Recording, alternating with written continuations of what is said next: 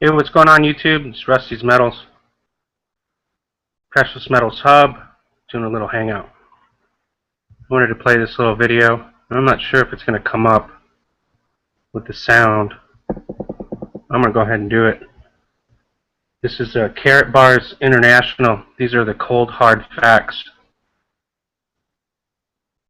Very interesting company.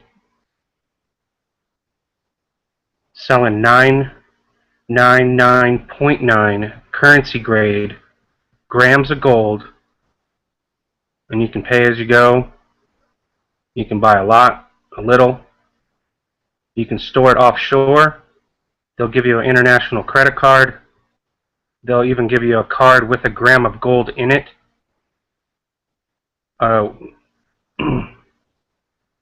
Stamped and signed by the LBMA. It's very prestigious. This company is, if you haven't heard about them, you will hear about them. So,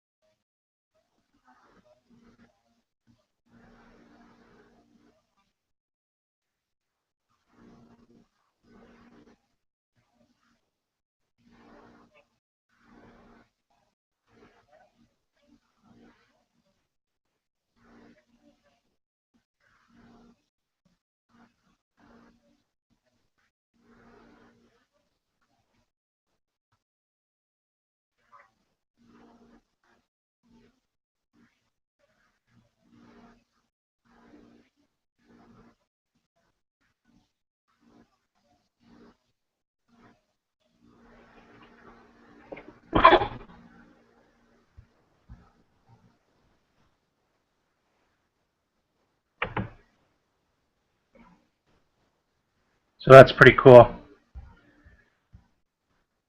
Gotta check those guys out. Let's see here.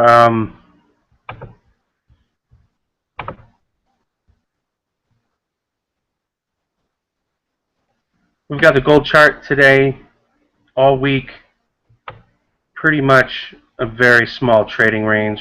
This is the weekly chart, and as you can see, this trading range for the week is very, very small, which could be a turning point or it can be a continuation. We'll have to see if the price can get over over this red candle above it, then we can see an uptrend. But right now it's still bottomed. Yeah, I see another leg coming. Another leg as far as high as sorry, can't get this thing straightened out. I would say a leg from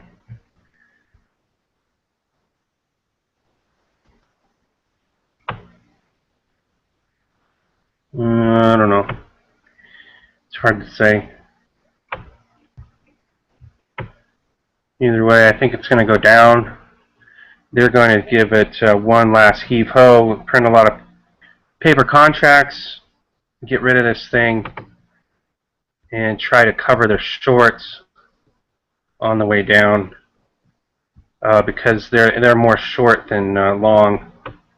So I believe they want to cover those shorts, and one way to do that is to put pressure downward.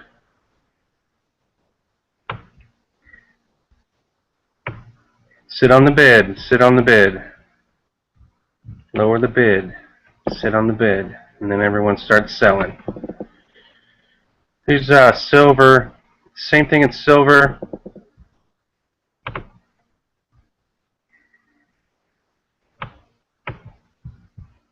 Let's go to a weekly chart. Trading range for the day, it looked good at the beginning, but not really anything going on. We do have a higher low from week to week, so something to consider. But on the weekly chart, I still see a descending triangle, and that's bearish.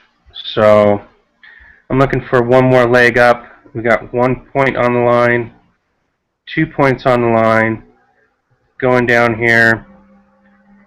Could see this thing to 2050, and then back off, and then maybe go lower from its lows of these support line here.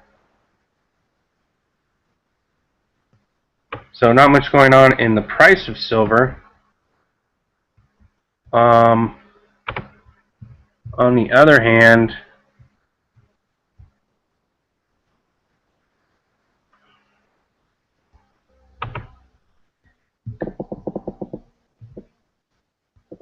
Ron Paul was just on Silver Doctors.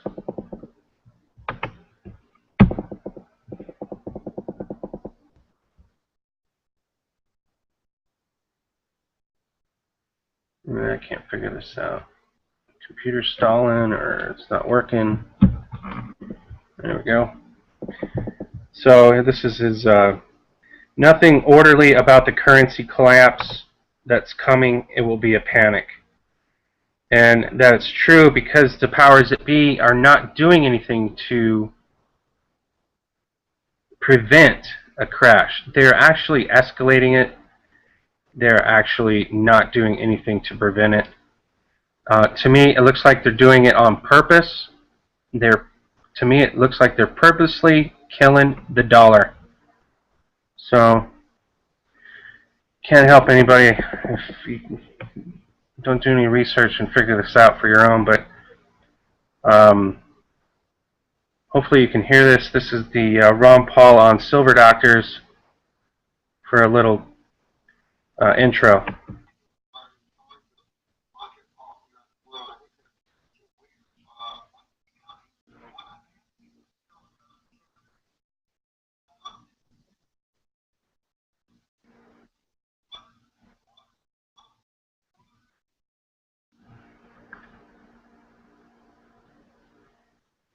So there you have it.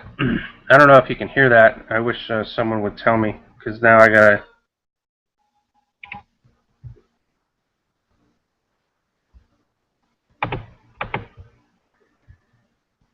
So we have Big Swear on Kerry Lutz's show, The Financial Survival Network. Big Swear came on and started talking about the silver fix, how it's ending, and what are the ramifications. Pretty good. Basically, the LME, CME, and then another one came out today, the ETF something or something group, all are in a race to try to convince the world that they can still hold on to this price fixing of gold and silver. The only problem is they don't own any gold or silver, they own paper. And to be able to have a market of buyers and sellers, you can't have people in there with 3 times the float, or naked shorting with no collateral. You just can't have it. And Big Swear says that their argument is, oh, well, maybe we can do it somehow in digital, where we can digitally have this on a platform, And Big Swear's like, you got to be crazy. If you can just manipulate it now with just paper, turning it over to digital is just going to be a nightmare. So great interview. Big Swear knows what he's talking about. He also has brought up the DTCC and who they are. Not very many people know who that is. Big Swear presented his conspiracy theory to the History Channel, and they did not air it. For 3 hours he interviewed. But as far as Big Swear says the whole cast who interviewed and filmed seriously had doubts about where they were keeping their money. So it's another reason why carat bars might be a great option if you're looking to buy gold, currency grade gold that's not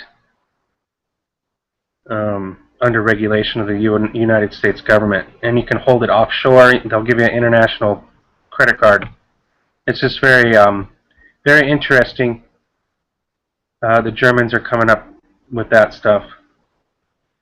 So then I had a silver fix as well. I certainly don't know as much as Big Swear or other people, but I try to do my best. Just give a basic general timeline about how this all came about and how it might end up. Big Swear says it's a very big deal about the silver fix ending. Basically, he says, the gold fix is probably going to follow, but then there's going to be a fight of who's going to control it. So we've got to look out for that and make sure that derivatives markets don't get a hold of it again. If it goes to the Shanghai Gold Exchange, it'll actually be backed by silver, or gold, physical gold. So my bet is on Shanghai Gold Exchange. I think that Big Swear is in the same boat, but I'm not sure, because he keeps saying it's all up in the air, and it really is. So I'm just speculating myself. So we have this dollar collapse coming, this derivatives collapse coming in the gold and silver markets. Everyone's being sued. And then we have Paul Craig Roberts come on Greg Hunter's show talking about how the United States thinks they can win a nuclear war. Just keep poking the bear. Keep poking him. Thing is, Putin knows who's causing all these problems. It's this the neocons. Basically fascist Nazis taking control of the UN and a whole bunch of bureaucrats. They got a hold of our military, so we got to do something about this. There's no congressional hearings. There's no approvals. What are we doing in the Ukraine again? It's no one seems to care, and you know what? Bottom prices, we deserve it. Whatever happens to us, we deserve it, because we are not doing anything about these people causing trouble around the world. So I don't know. It's crazy.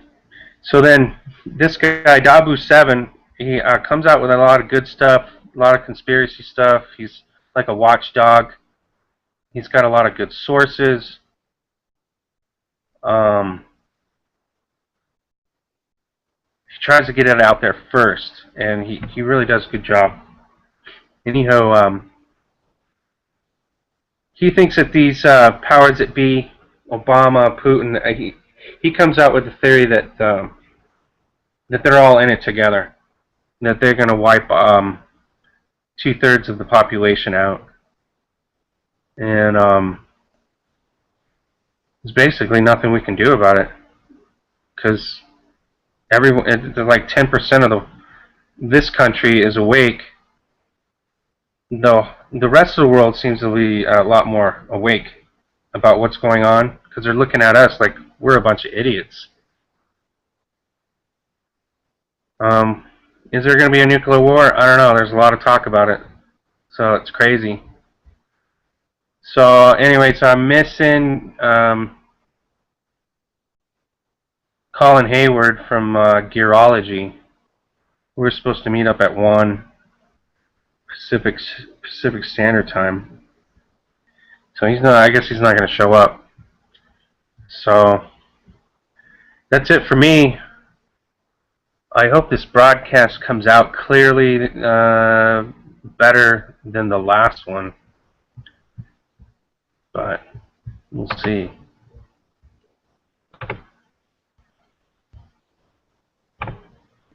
So that's it for me. Check out some carrot bars.